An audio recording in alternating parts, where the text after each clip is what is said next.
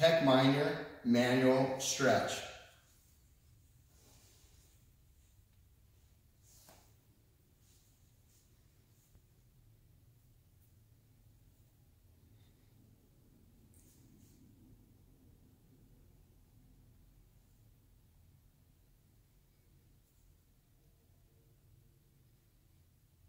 With the pec minor manual stretch, you're going to take the client's scapula again into posterior tilting and scapular depression.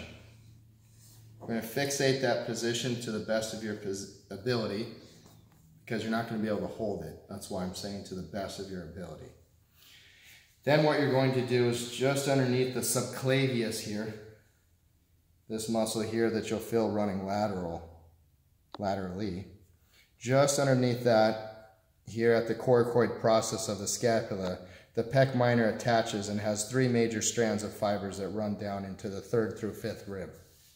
What you're going to do is you're going to, you can also of course work at the subclavius as well, putting pressure there.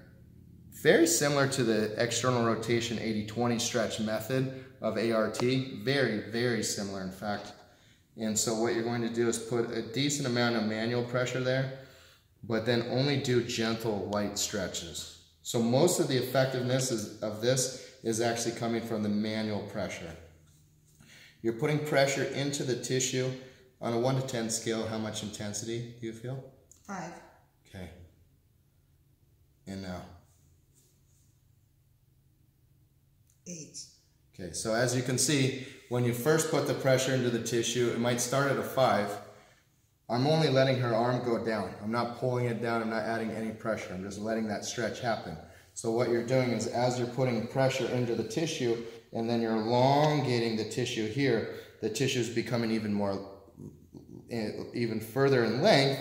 When it becomes further in length, you're going to feel more pain receptors here because of what you're doing to the tissue, primarily through palpation. But this is only related because the tissue is actually lengthening. So what you want to do is work through the subclavius with these positions where you're digging with the fingers, letting the length happen gently of the horizontal abduction, and then work through the 3 pec minor fibers, finding those strands to the best of your ability, taking the shoulder into horizontal abduction, moving your position with your fingers a little bit, and repeating the process to work through all 3 of those pec minor strands.